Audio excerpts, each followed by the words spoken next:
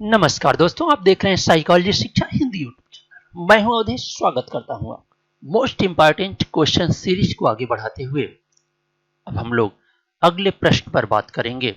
उससे पहले अगर आप इस चैनल पर नए हैं तो प्लीज चैनल को सब्सक्राइब करें, वीडियो को लाइक करें और अधिक से अधिक शेयर करें।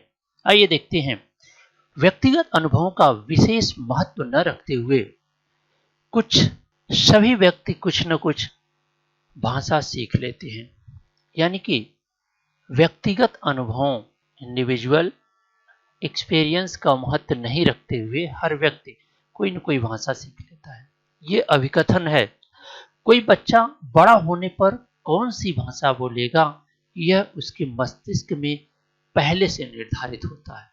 ठीक है, तो जो अभिकथन है यानी कि व्यक्तिगत अनुभवों पर का विशेष महत्व न रखते हुए सभी व्यक्ति कोई न कोई भाषा सीख लेते हैं, ये तो एकदम सही है।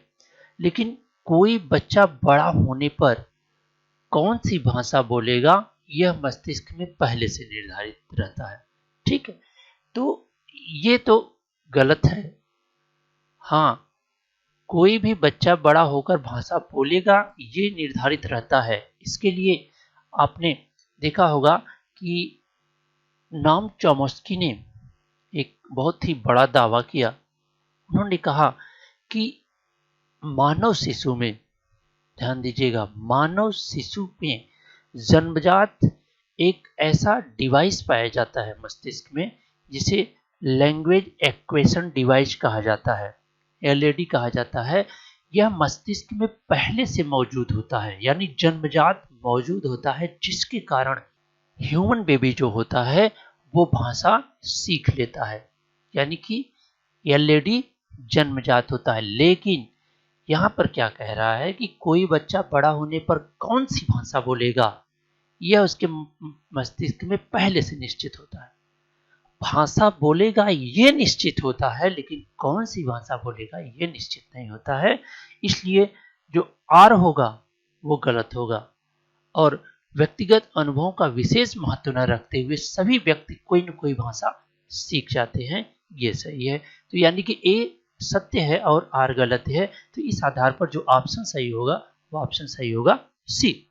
अगले प्रश्न पर बात करें तो सूची फर्स्ट को सूची सेकंड से मिलान करना है। तो आप देख सकते हैं कि यह स्मृति और शोधकर्ताओं के नाम है। तो सबसे पहले है प्रविधिगत स्मृति यानी प्रोसीजनल मेमोरी, संसाधन के स्तर, पुनर्संरचनात्मक स्मृति, साक्ष्य स्मृति। आप जानते हैं कि प्रोसीजनल और सेमेंटिक और एपिसोडिक मेमोरी, ये तीनों मेमोरी किसने दिया है? टुलविन ने दिया है। तो आप बहुत ही आसानी से प्रोसीजनल मेमोरी को टुलविन के साथ लगा सकते हैं। वहीं जब हम संसाधन के स्तर की बात करते हैं, यानी कि मेमोरी किस तरह से संसाधित होती है, तो संसाधन का स्तर क्रेक एंड लॉकहार्ट ने दिया है। तो यहाँ पर आप मिला देंगे। पुनः संरचना यानी कि रिकंस्ट्रक्शन मेमोरी वर्टलेट ने दिया है। किसने दिया है? वर्टलेट ने दिया है। तो आप मिला देंगे। अब केवल बच रहा है आई विटनेस टेस्टमनी, जो आप जानते हैं कि लॉफ्टस द्वारा यह अध्ययन किया गया और आई विटनेस टेस्टमनी का कॉन्सेप्ट दिया गया। तो इस आधार पर जो ऑप्शन सही होगा वो ऑप्शन सही होगा बी, यानी कि इस क्वेश्चन का ऑप्शन बी सही होगा। अगले प्रश्न पर बात करें तो गेस्टाल्ट मनोवैज्ञानिकों के अनुसार निम्न आकृति का प्रत्यक्षीकरण दो इकाइयों के रूप में किस नियम के आधार पर होता है? आप जानते हैं कि गेस्टाल्ट मनोवैज्ञानिकों ने दो तरह के नियम प्रतिपादित किए, परिधीय तथा केंद्रीय नियम। उसी में से यह दो आकृतियां दी गई हैं। इन आकृतियों के आधार पर आपको यह बताना है कि किस नियम के आधार पर यह आकृतियां हमें दिख रही हैं या हम उसका परसेप्शन कर रहे हैं। तो आप ध्यान देंगे तो ये क्या है? समानता का नियम है। यानी कि यक्स ओ यक्स एक तरह से, यक्स ओ यक्स एक तरह से, यानी कि एक समान होने के कारण ये हमें एक साथ दिख रही हैं। तो इस तरह जो नियम यहाँ पर काम कर रहा है वो समानता का नियम काम कर रहा है।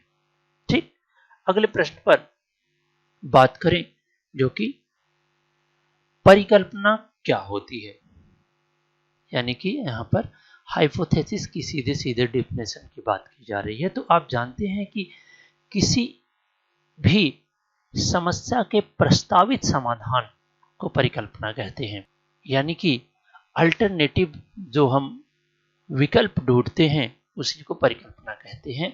आइए अब ऑप्शन देखते हैं कि व्यवहार के बारे में विशिष्ट कथन जिसका व्यवस्थित रूप से परीक्षण, एकदम सही बात है, यानी कि किसी भी व्यवहार के बारे में एक विशिष्ट कथन जिसका व्यवस्थित रूप से यानी सिस्टमैटिक रूप से परीक्षण होता है। तो यह ऑप्शन ही, पहला ही ऑप्शन सही हो जाएगा। फिर भी हम आगे का देखते हैं। यह प्रयोगकर्ता का सामान्य भाव या फीलिंग है, प्रत्यय होता है, ऐसी बात नहीं है। व्यवहार तथा मानसिक प्रक्रियाओं का सिद्धांत है। कारण प्रभाव संबंध का सत्य कथन है। ठीक है, तो कारण प्रभाव के बारे में एक वैकल्पिक कथन हो सकता है, सत्य कथन की बात तो नहीं की जा सकती। इसमें जो ऑप्शन सही होगा वो ए ही सही होगा। ठीक है, अगले प्रश्न पर बात करें तो निम्नलिखित में से कौन सा संप्रत्यय बाकी से अलग है। ठीक है, तो अब यहाँ पर आप ध्यान देंगे कि कुछ कॉन्सेप्ट दिए हुए हैं। इन कॉन्सेप्ट में आपको ये देखना है कि कौन सा कॉन्सेप्ट अन्य से अलग है।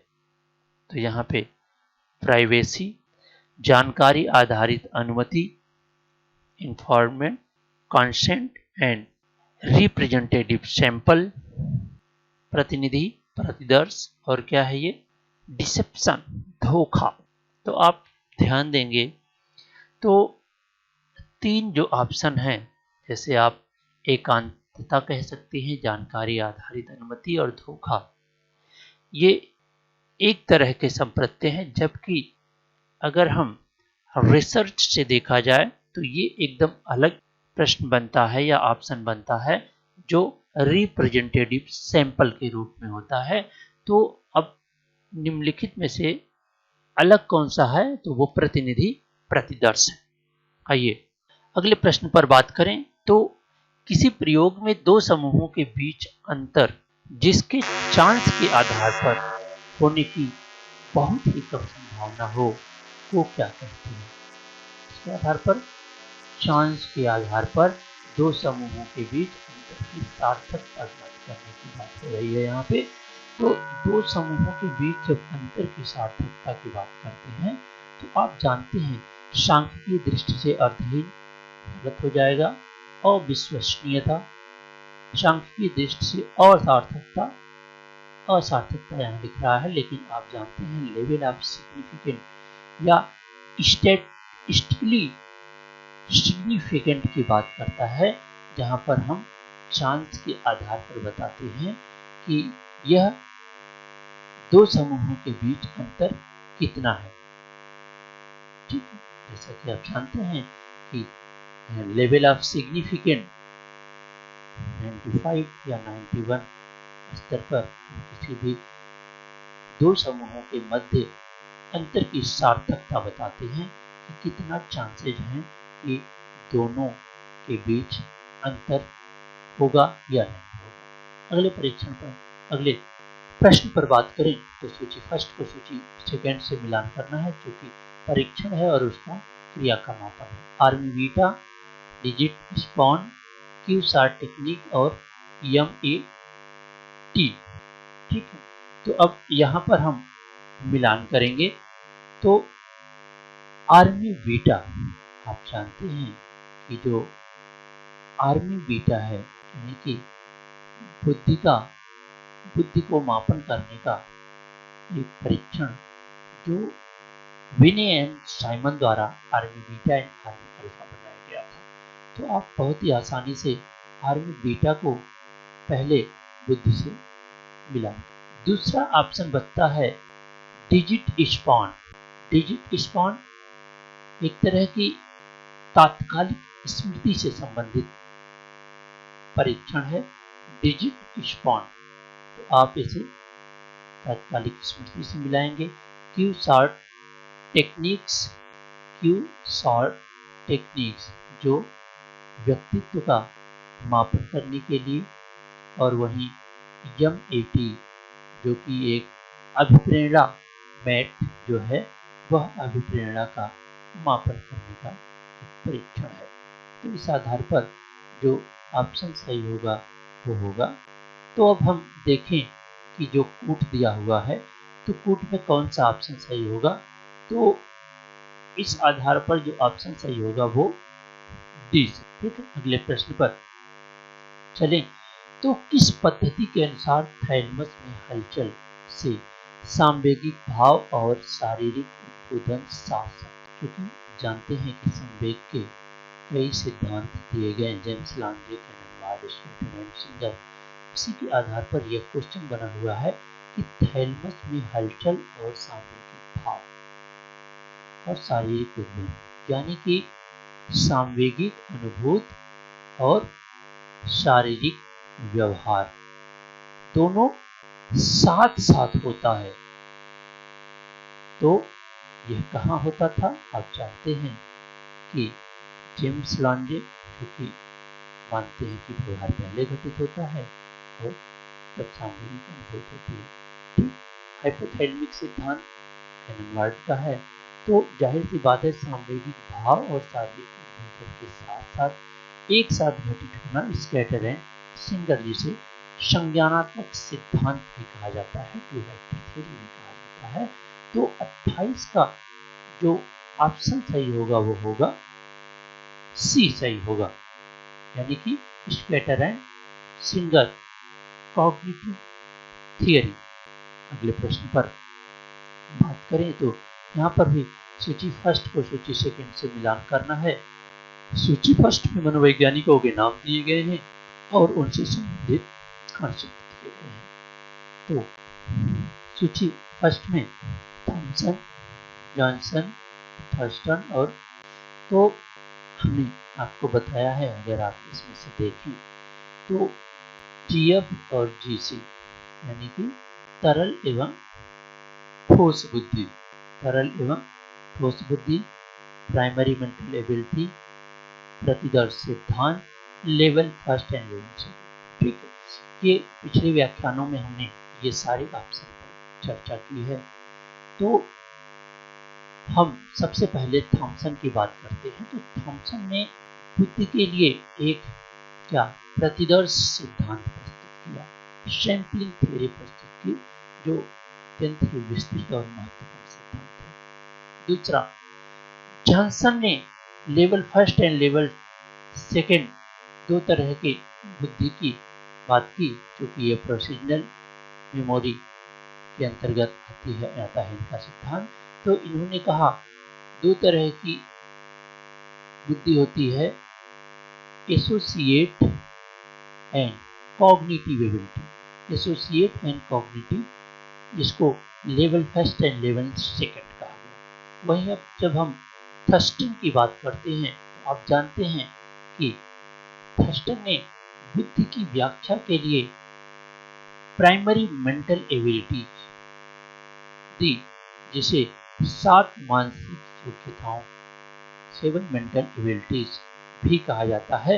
इन्होंने verbal ability, numerical ability, spatial ability, word fluency, memory, reasoning और पर्स, यानी कि 7 तरह की ऐसे प्राथमिक मानसिक योग्यताएं बताया, और उसी के आधार पर उन्होंने बुद्धि की संरचना की व्याख्या की। और अंत में बात आती है कैटल का, जिन्होंने तरल एवं बुद्धि यानी GF और GC की बात की। तो इस आधार पर आप बहुत ही आसानी से बता सकते हैं कि कौन सा ऑप्शन सही है।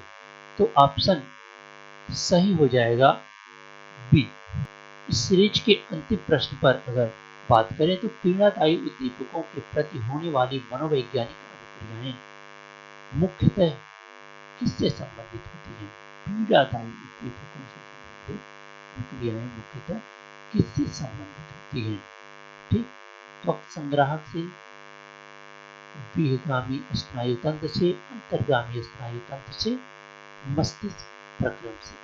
क्योंकि जानते हैं कि कोई भी जब भी अनुक्रिया होती है तो उसमें एक लंबी प्रक्रिया चलती है, यानी कि उस उद्दीपक द्वारा, चाहे वो आंतरिक हो चाहे बाह्य उद्दीपक हो, उद्दीपक द्वारा उद्दीप्त संवेदना को सेंसरी न्यूरॉन मस्तिष्क के निश्चित क्षेत्र में ले जाते हैं और मस्तिष्क के निश्चित क्षेत्र में उसकी प्रोसेसिंग होती है, फिर मोटर न्यूरॉन द्वारा फिर उसके बाद में अनुभूत होती है। तो वह एक निश्चित प्रक्रिया चलती है जिसे मस्तिष्कीय प्रक्रम कहा जाता है, मेंटल या ब्रेन प्रोसेस कहा जाता है। तो जब भी आप किसी प्रक्रिया की बात करेंगे तो वो किसी सामान्य प्रक्रिया द्वारा नहीं, पूरा ब्रेन प्रोसेस द्वारा ही संपन्न होती है। तो इसका जो ऑप्शन सही हो जाएगा वो डी। हमें उम्मीद है कि आपको यह प्रश्नों की सीरीज पसंद आ रही होगी और विभिन्न प्रायोगिक परीक्षाओं में, प्रतियोगी परीक्षाओं में आपको अवश्य ही यह लाभकर सिद्ध होगी। और आपको अगर यह वीडियो व्याख्यान पसंद आ रहे हैं तो प्लीज चैनल को सब्सक्राइब करें, वीडियो को लाइक करें और अधिक से अधिक शेयर करें। आपका यह वीडियो व्याख्यान अंत तक देखने के लिए बहुत बहुत धन्यवाद।